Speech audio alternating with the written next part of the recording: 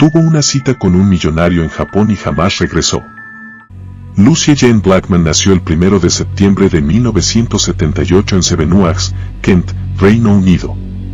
Provenía de una familia de clase media. Sus padres, Jane Blackman, un empresario inmobiliario, y Jane Stair, se divorciaron cuando ella era adolescente, dejando a Lucy, su hermana mayor Sophie y su hermano menor Rupert en un entorno marcado por la separación. Lucy creció en un hogar acomodado, pero emocionalmente inestable tras el divorcio. Estudió en una escuela privada y, tras terminar la secundaria, trabajó como azafata de vuelo para British Airways, un empleo que le permitió viajar y desarrollar un gusto por la aventura. Era alta, rubia, de ojos azules, descrita como chic, sofisticada e inteligente, con una personalidad extrovertida y ambiciosa. Soñaba con experiencias internacionales, independencia económica y saldar deudas acumuladas por tarjetas de crédito. En mayo de 2000, con 21 años, decidió viajar a Japón junto a su amiga de la infancia Louise Phillips, atraída por la promesa de ganar dinero rápido como una anfitriona, que es la persona encargada de recibir, saludar y acomodar a los clientes en la entrada de restaurantes, hoteles o eventos. Iba a trabajar en los clubes de Roppongi, un distrito nocturno de Tokio. El 4 de mayo de 2000, Lucy Blackman y Louise Phillips llegaron a Tokio con visas de turista de 90 días. Ambas consiguieron empleo en el Club Casablanca, posteriormente renombrado Green Grass, donde atendían mesas, conversaban y servían bebidas a clientes adinerados, recibiendo propinas por citas externas conocidas como Doan. Lucy se adaptó rápidamente al trabajo y al estilo de vida nocturno. El 1 de julio de 2000, Lucy aceptó un Doan con un cliente habitual que se había presentado como Akira Takagi, un hombre de unos 40 años que conducía un automóvil de lujo y pagaba generosamente. Alrededor del mediodía, salió de su apartamento en Shibuya y llamó a Louise Phillips para informarle que iba hacia la costa con el cliente. Durante la tarde, realizó varias llamadas más, mencionando que estaba en la playa, que el hombre le compraría un teléfono móvil y que regresaría esa misma noche o al día siguiente. Al día siguiente, 2 de julio de 2000. Louise Phillips recibió una llamada de un hombre desconocido que hablaba en japonés y dijo que Lucy se había unido a una secta y no volvería a contactar a nadie. El 3 de julio, al no tener noticias directas de Lucy, Phillips contactó a los padres de su amiga en Inglaterra. El 13 de julio, Jane Blackman llegó a Tokio y realizó una conferencia de prensa pública. El caso ganó atención internacional cuando el primer ministro británico Tony Blair lo mencionó durante una visita oficial a Japón. La policía japonesa inició la investigación de manera lenta. No se encontraron registros de cámaras de seguridad que mostraran a Lucy después del 1 de julio. No hubo testigos directos del encuentro final. El 1 de agosto llegó una carta supuestamente escrita por Lucy, afirmando que había decidido empezar una nueva vida y pedía que la dejaran en paz. La familia y detectives privados contratados por Jane Blackman la consideraron falsa por errores en el inglés y detalles inconsistentes. En octubre de 2000, la policía interrogó a Hoji Obara, un empresario inmobiliario de 48 años nacido como Kim Sung-John en Osaka, de origen coreano-japonés. Propietario de múltiples propiedades. Obara había sido identificado por otras mujeres extranjeras que denunciaron experiencias similares, ser invitadas a condominios en la costa, drogadas y violadas. En allanamientos a sus residencias se encontraron más de 400 cintas de video mostrando violaciones a mujeres inconscientes, diarios detallando agresiones y sustancias como cloroformo. El 9 de febrero de 2001, tras una pista anónima, la policía excavó una cueva marina en Miura, prefectura de Kanagawa, a 50 kilómetros al sur de Tokio y a escasos metros de un condominio de Obara en Sushi. Allí hallaron restos humanos enterrados bajo una bañera. El cuerpo había sido cortado en 10 piezas, colocadas en bolsas separadas, la cabeza estaba rapada y encapsulada en concreto. El 10 de febrero, mediante registros dentales, se confirmó que eran los restos de Lucy Blackman. La descomposición avanzada impidió determinar la causa exacta de muerte, aunque peritajes posteriores sugirieron sobredosis de droga o asfixia por cloroformo. Las evidencias contra Obara incluyeron cabellos de Lucy encontrados en su condominio de Sushi.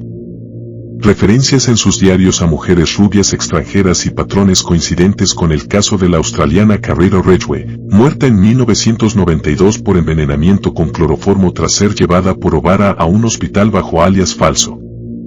O'Bara negó siempre haber causado la muerte de Lucy, afirmando que cualquier droga fue consumida voluntariamente. La investigación policial presentó omisiones. Inicialmente minimizaron la desaparición por considerar común que hostesses extranjeras abandonaran sus trabajos sin aviso. No conectaron el caso de Lucy con denuncias previas contra O'Bara ni con la muerte de Ridgway hasta que la presión mediática y la campaña familiar forzaron avances. La familia Blackman financió investigadores privados y una recompensa de 100.000 libras o su equivalente a aproximadamente $133.500. El 6 de abril de 2001, O'Bara fue arrestado formalmente por la muerte de Lucy.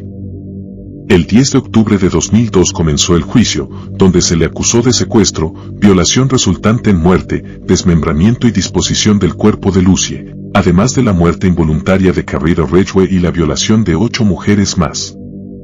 El 24 de abril de 2007, el Tribunal de Distrito de Tokio absolvió a O'Bara de los cargos relacionados con la violación y muerte de Lucy por insuficiencia de prueba directa que demostrara administración forzada de drogas letales, aunque lo condenó a cadena perpetua por la muerte de Ridgway y las violaciones múltiples. El 16 de diciembre de 2008, el Tribunal Superior de Tokio revocó la absolución parcial y lo declaró culpable del secuestro, desmembramiento y disposición del cuerpo de Lucy, manteniendo la sentencia de cadena perpetua.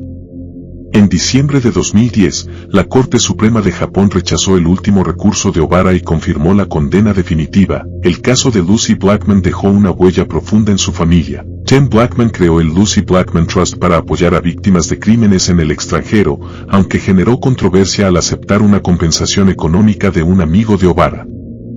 La madre de Lucy, Jane Starr, y su hermana menor, Sophie Blackman, expresaron un dolor permanente y profundo desacuerdo con algunas decisiones familiares tomadas tras el crimen, particularmente con la aceptación por parte de Jane Blackman, padre de Lucy, de un dinero de condolencias de 450.000 libras esterlinas, equivalente aproximado a $603.270 estadounidenses. Este pago fue ofrecido por un amigo de Joji O'Bara en 2007.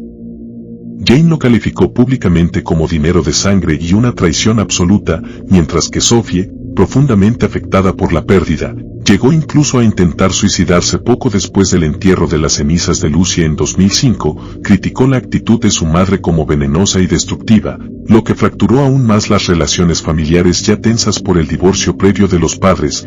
El caso expuso graves vulnerabilidades en la investigación de desaparecidos extranjeros, especialmente mujeres trabajando ilegalmente en la industria de azafatas de club, la lentitud policial inicial y el lado oscuro de los clubes nocturnos de Roppongi, generando intensos debates nacionales sobre la seguridad de mujeres migrantes, el estigma social hacia las azafatas de club, vistas a menudo como prostitutas glorificadas, y la percepción de Japón como un país seguro que ocultaba depredadores como O'Bara, quien actuó impunemente durante años violando a cientos de mujeres. En la memoria colectiva británica y japonesa, el caso permanece como un símbolo trágico de los peligros ocultos tras la imagen de seguridad y prosperidad de Japón, recordando cómo una joven aventurera pudo caer víctima de un depredador serial en un entorno aparentemente glamuroso. Parte del dinero aceptado por Jen se destinó a crear el fideicomiso Lucy Blackman, hoy rebautizado como Albity Global, una organización benéfica que apoya a familias de británicos desaparecidos o en crisis en el extranjero.